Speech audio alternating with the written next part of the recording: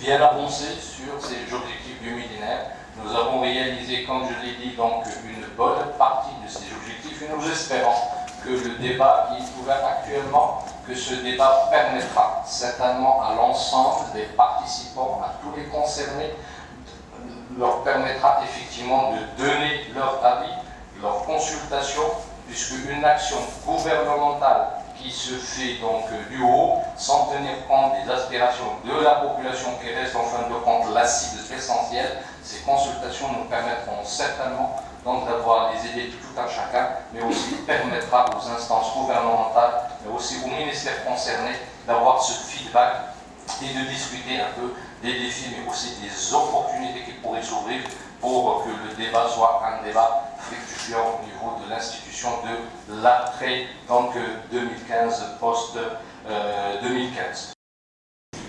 Les Marocains s'expriment sur l'avenir que nous voulons. Il est certain que l'avenir que nous voulons, c'est un slogan des Nations Unies. Donc ces consultations et ces débats qui vont durer plus d'1 mois, je crois, vont nous permettre à tous de réfléchir sur l'avenir que nous voulons.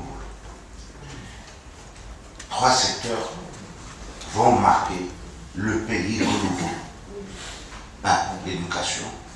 2. La santé. Et 3. L'habitat. Ce sont 3 secteurs qui vont marquer le devenir de notre pays. Et ce sont 3 secteurs où on met et on injecte des investissements et qu'il ne faut pas s'attendre à un retour d'investissement.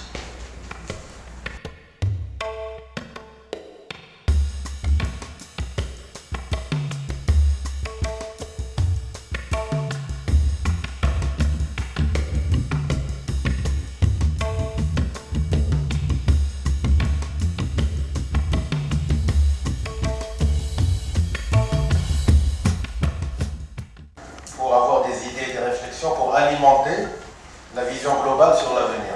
Donc on n'est pas en train de construire l'avenir du Maroc. On est seulement à bord de recueillir des idées, de faire une sorte de sondage parmi différentes institutions, différents groupes, etc. pour avoir des idées qui vont nous permettre, donc on va communiquer aux Nations Unies et qui vont être intégrées dans les priorités qui seront définies au niveau global. Et que par la suite, ça va revenir bien sûr au Maroc, qui va définir quelles sont ses propres priorités. Laissons les gens rêver. On a assez de données, de statistiques. L'idée des consultations, c'est de permettre aux gens de rêver sans biaiser les rêves, sans les déranger avec nos technicités, nos mots, nos jargons, etc. C'est un peu ça l'exercice qu'on voudrait faire et qu'on voudrait évidemment le mener avec vous.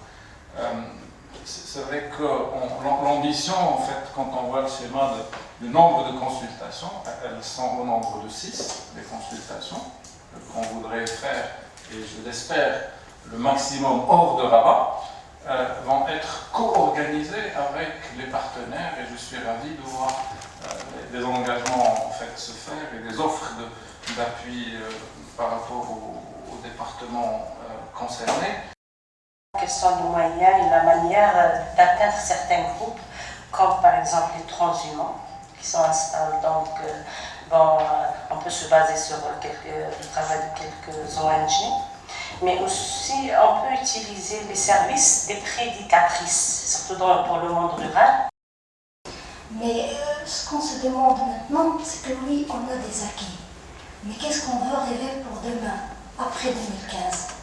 Est-ce qu'on veut rester sur la lutte, dans le sens de lutte, c'est-à-dire réparation et correction de tout ce qu'il faut faire?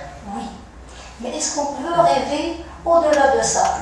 Là, l'intervention de monsieur le représentant de l'HCP, il m'a interpellé, il m'a rappelé le rapport sur le bonheur, qui a été d'ailleurs mené par les Nations Unies, et qui nous a tous fait rêver un petit peu. Parce qu'il va au-delà de cette lutte qu'on n'arrête pas d'avoir vers une réflexion sur ce qu'on veut, comme notion de bonheur.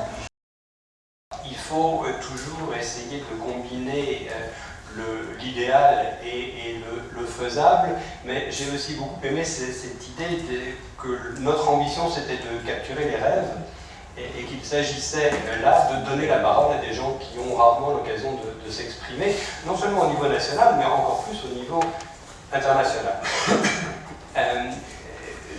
Nous allons faire de ces 2 mois qui nous sont offerts le maximum.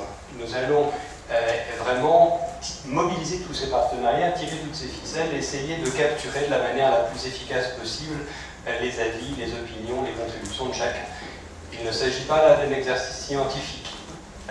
Acceptons-en tout de suite les limites. Reconnaissons aussi que ce que le débat mondial va pouvoir capturer spécifiquement des contributions nationales va inévitablement être limité.